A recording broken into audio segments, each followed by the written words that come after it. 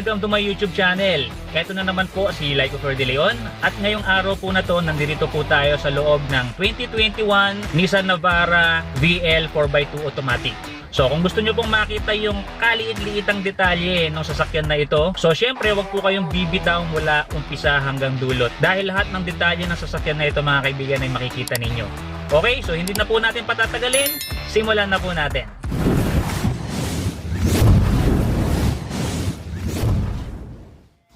Unang-una natin makikita dito yung Navara. Yan, naka-emboss dito yan. Para siyang may pangil, no? Napapaikutan ng chrome itong black grill na to sa harapan. Ito yung pangil. Yan. So, pababa, kabilaan yan. Ito yung headlight. Meron itong LED daytime running lights. Katulad ng Pro 4X, meron itong quad LED projector headlamps. Yung nasa taas yung high beam at ito naman yung low beam. Meron naman ditong bulb para sa turning light at hazard light. Ito rin ay DRL din.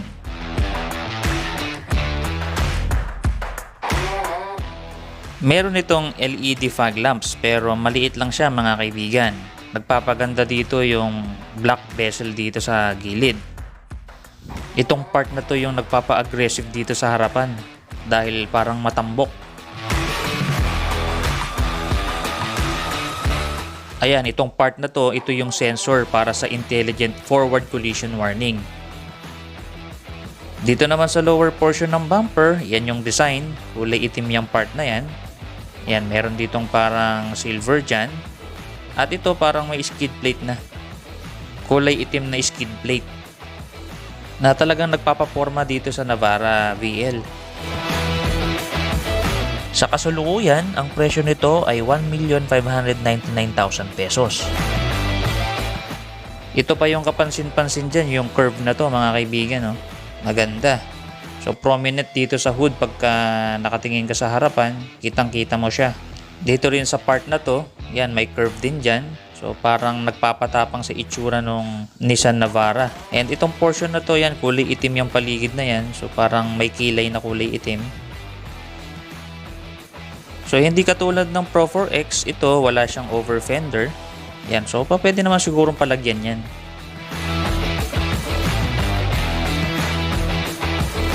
Ito naman yung itsura ng tires and wheels. So yung wheels niya or yung mugs niya ay 18 inches, two-tone alloy. Yan, may silver dito. Then ito namang part nito ay glossy black. So para sa akin, maganda yung design niya. Then yung gulong, Toyo tires, all season to 255/60 R18. Ito naman yung ilalim. So ang suspension nito sa harapan ay independent double wishbone with coil spring and stabilizer bar. So mula dito halos kita mo yung pinakakalamnan. At ang maganda dito, meron na itong tapalodo or yung mudguard. Yan. Ito naman yung itsura ng front brakes. So disc brake ito mga kaibigan, ventilated disc. Mataas din yung wading depth nito na pwede sa baha hanggang 600 mm. Body color, itong power side mirror, meron din itong auto fold function. Then ito naman merong repeater, itong side turning lamps. So LED yan mga kaibigan. Repeater yan hanggang dito sa likod. Dito sa pinakailalim, kulay itim yan. At meron ditong camera. So ginagamit din yan sa around view monitor.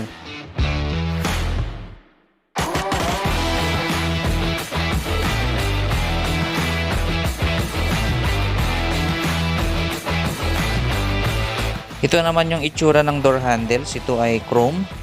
Meron ditong smart entry button at meron din itong switch key. Chrome din itong window molding na to mula dito hanggang dun sa dulo.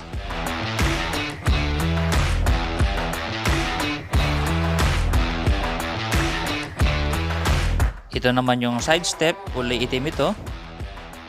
Good thing kasi libre na nga ito.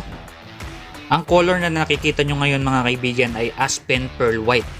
Available lang ito sa mga Pro 4X at saka mga VL. Ito pa yung kagandahan, meron na itong silver painted na roof rails. Roof mounted itong kanyang antena. So pole type siya, hindi siya shark fin. So tulad ng mga ibang units, itong part na to ay kulay black. Yan, pati rin dito sa part na to, sa gitna. Yan, color black siya na hindi naman ganun ka-glossy. So syempre dito sa pinaka rear, wala din ditong over fender. Yan, yung kulay itim dyan. So kitang-kita naman yung umbok dito sa gilid. Yan, oh, nagpapa-masculine dito sa ating pickup truck na to. Ang sabi nila, mas pinatibay daw yung axle nito, mga kaibigan, itong ilalim. Ayan, so silipin natin, ano. Kung mapapansin niyo, meron na rin itong rust proofing. So yan, coated na siya. Yan, medyo rubberized ito. Yan. So meron ditong 5-link with dual rate coil spring and stabilizer bar. Nagagandahan talaga ako sa design ng wheels, mga kaibigan.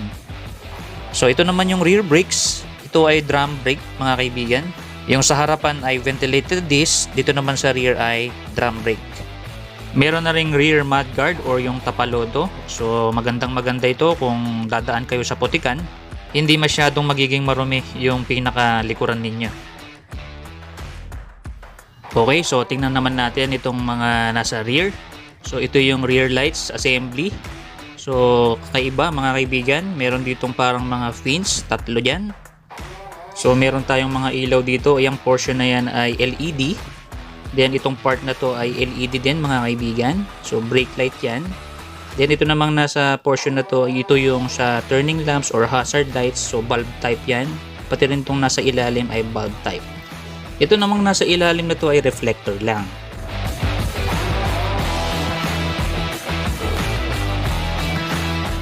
So syempre meron ditong Nissan logo. So chrome yan, tapos black yung lettering. Ito ay chrome handles at meron ding reverse camera. So itong reverse camera, mga kaibigan, ay nagagamit din sa around view monitor. So usually meron ditong Navara panel word mark. So yan.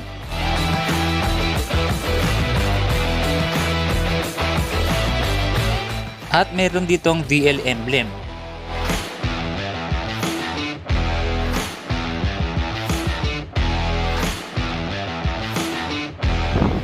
So dito naman sa rear bumper, nandito naman nakakabit yung mga sensors. So meron itong 4-eye sensors. Itong nasa kanto na to, ito yung ginagamit para sa blind spot warning. Then ito naman yung reverse sensor mismo. Yan. So yung dalawang nasa gilid, yan yung ginagamit sa blind spot warning. So integrated na itong bumper step, kulay itim. Then may ilaw dyan, kabilaan, para mailawan yung ating plate. So yan, ilaw yan, mga kaibigan. So ilalagay mo dyan yung plate. Yan, bubutasan dyan pag meron ng plate number. So yan, dyan ilalagay. Then naiilawan ng dalawang ilaw na yan. So dito naman yung butas na to, dyan isusuksok yung wrench para matanggal naman yung spare tire. So ito yung spare tire, mga kaibigan, nasa ilalim. So yung spare tire ay kapareho lang din nung stock na mags. So kung ano yung original na gamit yung mags or yung wheels, so yan din yung nandiyan dyan. Then ito naman yung itsura ng ilalim, mga kaibigan. Ang overall length nito ay 5,260 mm. Ang lapad naman ay 1,850 mm. At ang taas nito ay 1,845 mm. LED na rin yung nasa taas na yan. Yan yung high mount stop lamp. Ang high mount stop lamp, mga kaibigan, ay malaking tulong lalo na kung merong truck sa likod natin. Mas madali tayo makikita kung magi-stop tayo. So ito naman yung pinaka bed, mga kaibigan, or yung pinaka cargo. So ilalagay ko sa screen yung pinaka bed dimensions. Tapos ito, mga kaibigan, ang tawag nila dito ay utility truck channel system. So ito ay available lang sa Pro 4X and VL. Tapos kahit isang kamay lang, madaling ibaba itong cover dahil sa tailgate assist. So yan, mga kaibigan, kahit isang daliri lang kaya mong iangat at ibaba itong tailgate cover na to. Yan. So ang dali lang. Ito yung tailgate assist, mga kaibigan.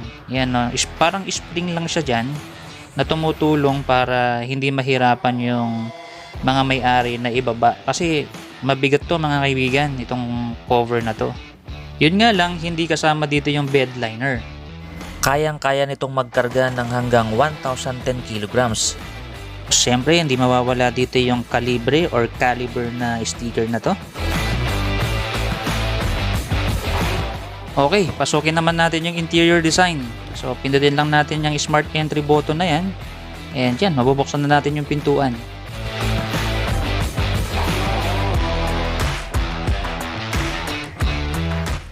Okay, so yan yung itsura ng pinaka door trims. So, ito ay hard plastic. So, medyo matigas. Yan. Then, dito, yan, bakante yan. Wala dyang tweeter. Tapos chrome itong door handle, itong inner door handles. Then dito yung lock and unlock. Then itong portion na to mga kaibigan ay leather. So yan, pinaka armrest din yan. Yan oh, may stitching na kulay brown. Malambot. Tapos yung pinaka ilalim, uy, may design. Pero ayan, plastic siya mga kaibigan. Then yan, makinis. Ito naman yung control para sa side mirrors. Ito yung button para sa auto retract ng side mirrors. Ito yung lock and unlock buttons ng pintuan. Ito yung lock ng bintana. And control sa 4 na bintana. Premium na premium ang kapa nito mga kaibigan. Ang sarap hawakan. And itong part na to naman ay hindi ko sure kung silver ba siya or chrome. Yan. Pero yan, chrome accent or silver accent yan. Itong part naman na to ay syempre plastic din. And yun nga, maluwag to mga kaibigan, no? Meron ditong cup holder and lalagyanan ng mga gamit, no? Pwedeng notebook, cellphone, and dito sa ilalim may speaker dyan. So yung speaker nito mga kaibigan ay 4, 2 dito sa unahan at 2 sa hulihan. Then dito maganda mga kaibigan dahil merong courtesy lamp.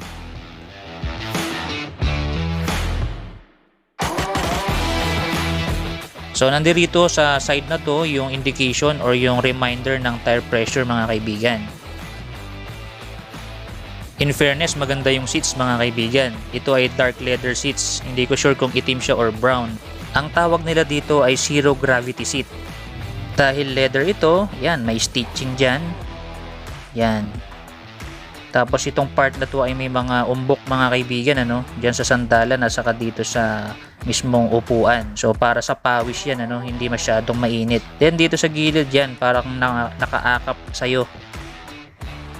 And meron ditong SRS airbags.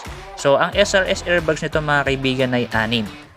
So hindi katulad ng Pro 4X, meron itong 8-way power adjustment. So, pwede mong i-adjust yung upuan mo paabante at paatras electronically. Then, ito naman yung sa sandalan. So, yan, electronically, may i-adjust mo siya or, yan, power adjust nga mga kaibigan. Then, ang kagandahan dito, meron din itong lumbar function. Yan, ito naman yung mga buttons dyan. Itong part na to ay parang umuumbok, no? Na-adjust yung ano ng likod mo para sa comfortability ng driver. So yan, pindutin mo lang diyan. Ayun no, umuumbok, 'di ba?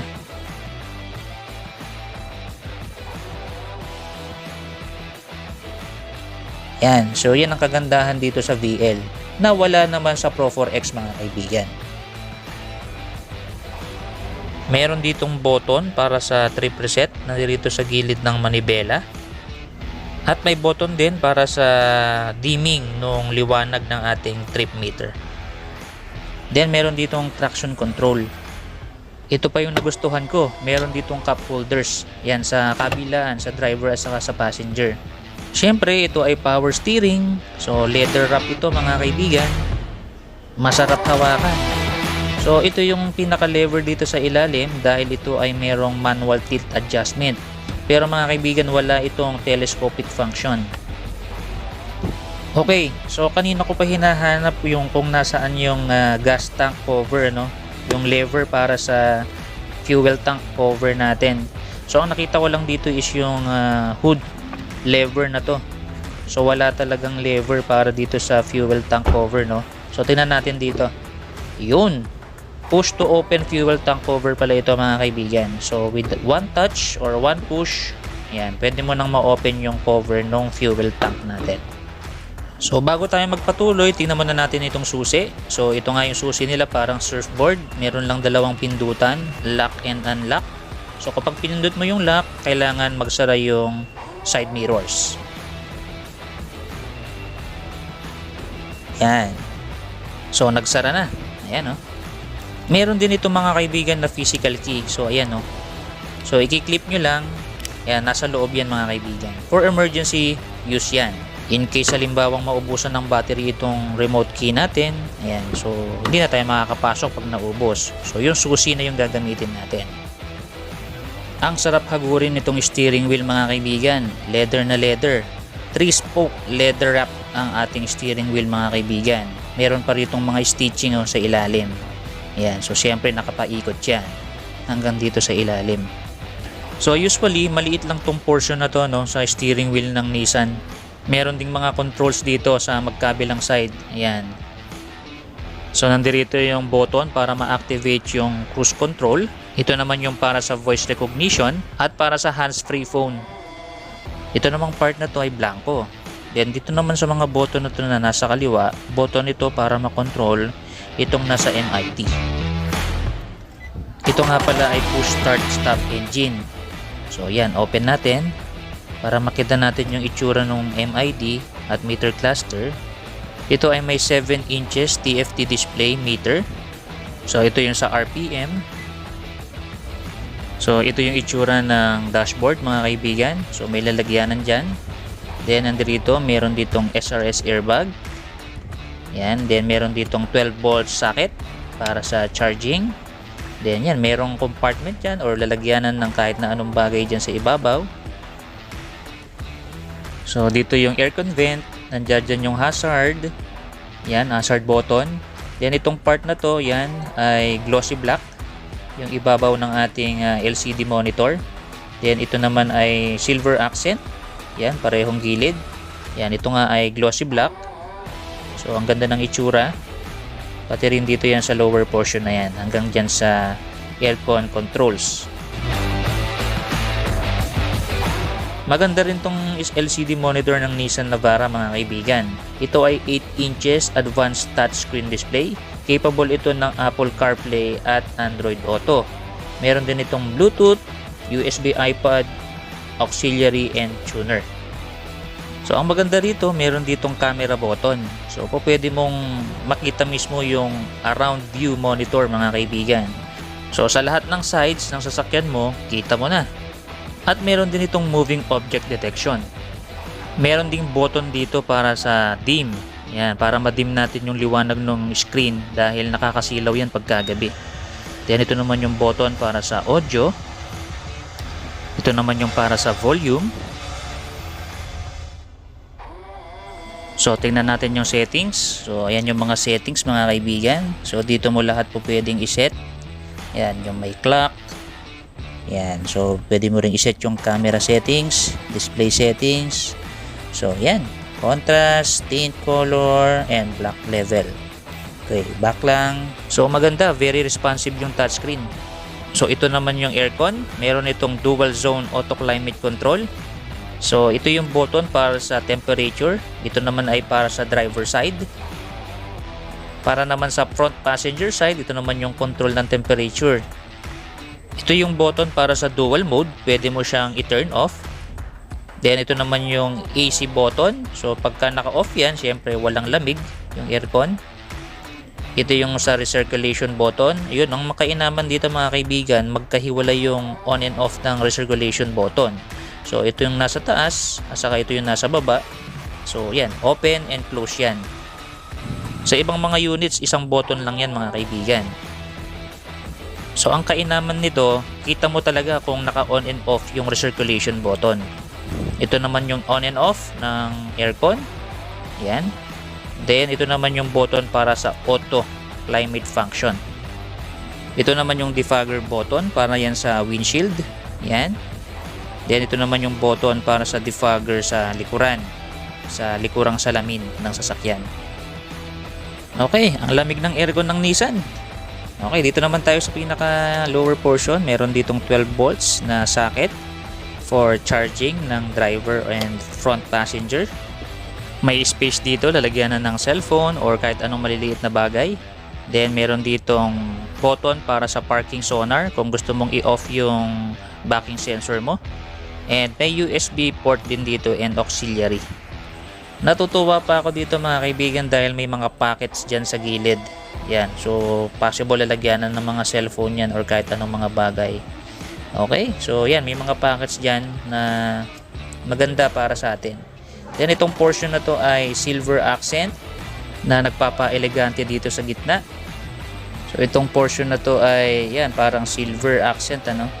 Pero ito mas makintab itong portion na to kaysa dito sa gilid.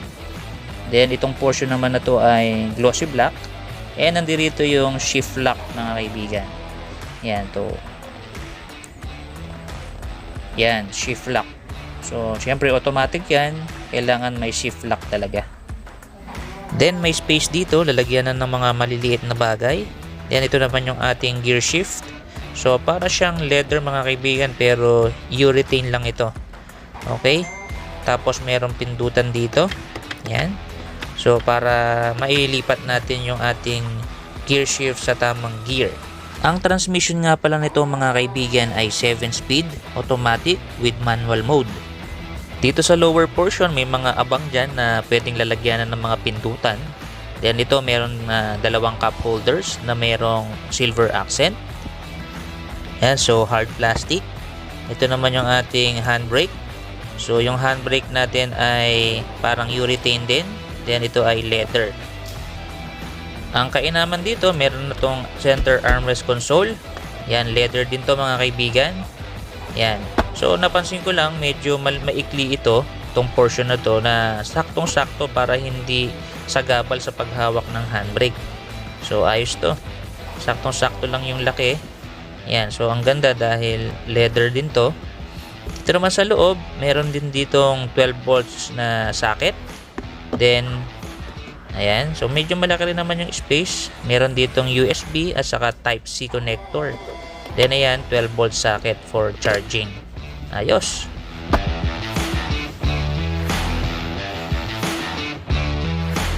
So dito naman tayo sa taas. Ito yung sun visor sa driver side. So meron tong ilaw. Ayan, mayroong vanity mirror at saka may ilaw para sa kanya. Then dito naman sa driver side, yan, ito yung vanity mirror, meron ding ilaw at saka mirror. Yan. Ayos na ayos. Ito naman yung ating dome lights. Yan, may mga ilaw dyan sa magkabilang side. Yan, parang ilaw ng eroplano. Tapos merong lalagyan ng sunglasses. Yan, compartment para sa mga sunglasses. So okay na okay. Then ito naman yung ating rear view mirror. So ito mga kaibigan ay high-tech dahil meron itong sensor, no? Hindi na siya di-switch lang. So ito yung pinaka-sensor niya para sa auto-dimming. Yan, so pagkagabi, automatic na lang siyang nagdi-dim. So i-on mo lang siya para mag-auto-dim at hindi ka masilaw. Then ito naman yung ating rain sensing wiper. So yan yung sensor para sa wiper. So masesense niya kung merong ulan. Ang napansin ko lang yung glove box mga kaibigan ay hindi madaling ma-access, no, from driver side. Yung handle niya ay nasa gitna. Supposed to be dapat nandito yan sa malapit sa driver. Pero okay pa rin naman, hindi naman masyadong big deal para sa akin. Hindi rin siya ganun ka-spacious mga kaibigan. So pero okay lang naman din yan. Tapos meron ding cup holder dyan sa passenger side. Okay.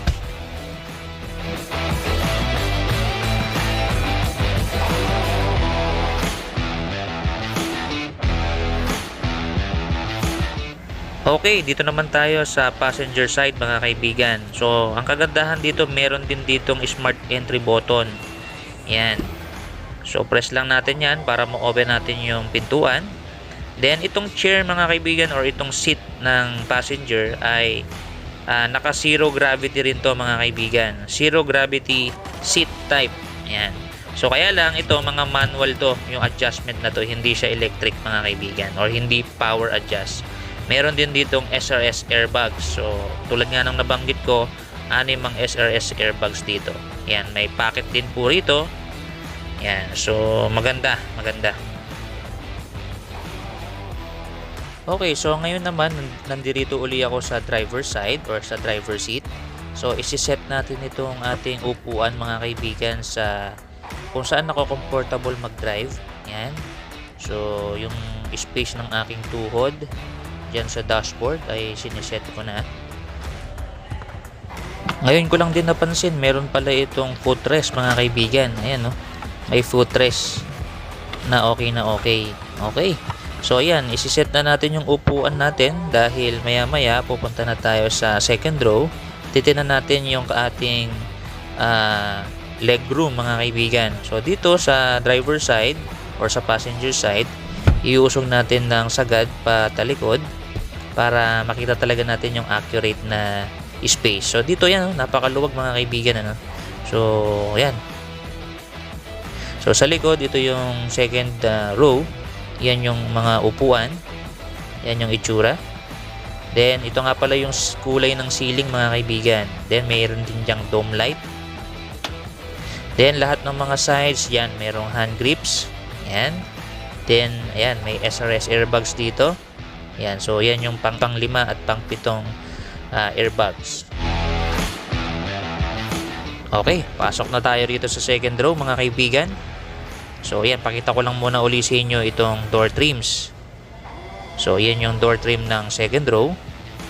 Yan, so siyempre hard plastic yan. And ito chrome door handles. Okay, so may switch dyan. Then ito nga ay silver accent. Yan, katulad nung nasa harapan. Then siyempre ito ay leather.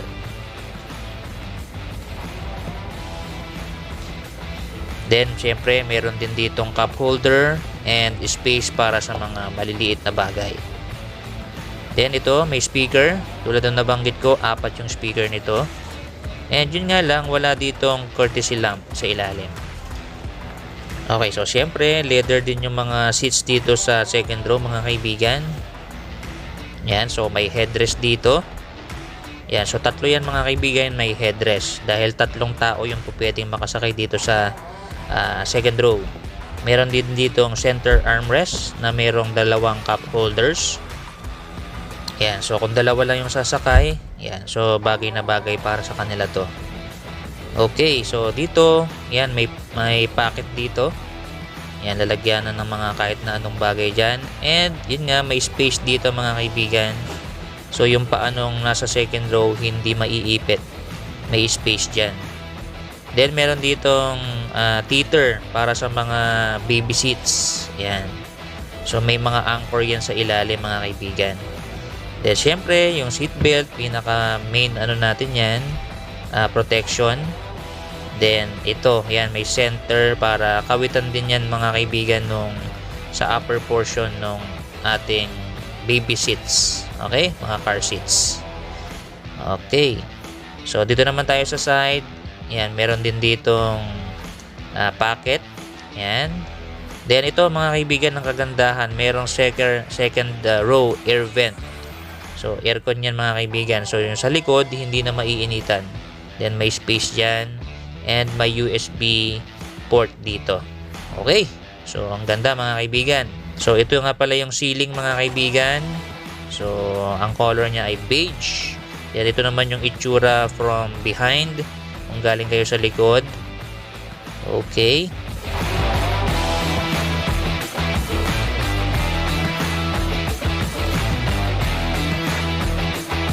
So itong seat na to mga kaibigan na itataas. Yan. Then merong mga ayan, merong kawitan dito. Yan. So pwede mong ikawit yan dito sa hook para ma-maintain yung ano natin, seat na nakataas. Then nandito mga kaibigan, may compartments dyan. So lalagyanan ng mga tools. Then meron din dun sa kabila. Yan. So dyan yung mga tools natin, dyan mo ilalagay.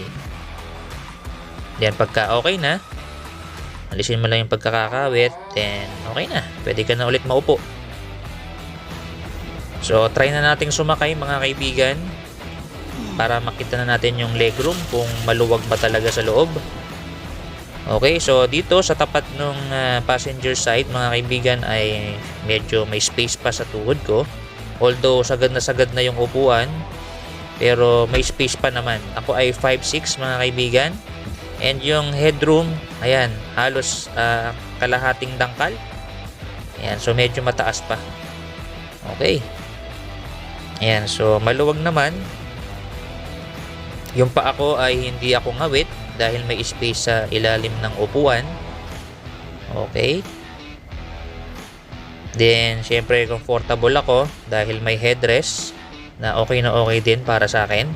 Ayan. So, 1, 2, 3, tatlong tao yung makakasakay dito sa pinaka second row. So, dito naman tayo sa kabilang side. Ayan. So, syempre, napakaluwag na dito dahil yung legroom or yung upuan na nasa harapan ko ay malayo sa akin. So halos dalawang kamao yung space ng tuhod ko. Okay, so masarap umupo dito sa second row. And yun nga, meron pa rito mga hand grips. Wala nga lang hand grips dito sa gilid mga kaibigan. Unlike doon sa Pro 4X meron. Ayan, dun lang sa harapan meron. Pero dito sa mga gilid wala. Yan. So yun nga, mataas yung aking headroom. Ang napansin ko, yan, yung humps dito sa pinaka gitna ay medyo mababa mga kaibigan. So madaling lumipat mula dito papunta dun sa kabilang side. Okay, silipin naman natin yung makina.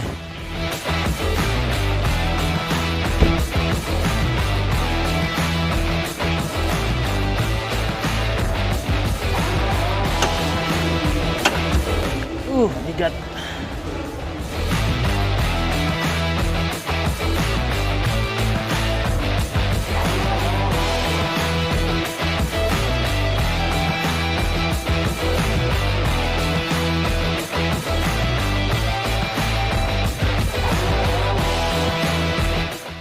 Ang engine type nito ay 4-cylinder inline, double overhead camshaft, 16 valves, variable turbo charger, at meron itong intercooler. Ang engine code ay YD25. Ang displacement nito ay 2,488cc na nagpo-produce ng 190 PS at 3,600 RPM. Ang maximum torque nito ay 450 Nm at 2,000 RPM. Baka makalimutan ko mga kaibigan, ang fuel type nito ay diesel, hindi gas. At ang fuel system naman ay Common Rail Direct Injection. Meron itong Nissan Intelligent Mobility. Ano-ano iyon? So meron itong Intelligent Emergency Braking with Intelligent Forward Collision Warning, Driving Attention Alert, Blind Spot Warning, Rear Cross Traffic Alert, Lane Departure Warning, High Beam Assist, Around View Monitor with Moving Object Detection, at meron din itong Hill Start Assist. Okay, so dyan na nagtatapos itong ating presentation mga kaibigan. Sana nagustuhan nyo itong ginawa natin. At kung nagustuhan ninyo, please huwag nyong kakalimutang mag-subscribe at pindutin yung bell notification para lagi kayong updated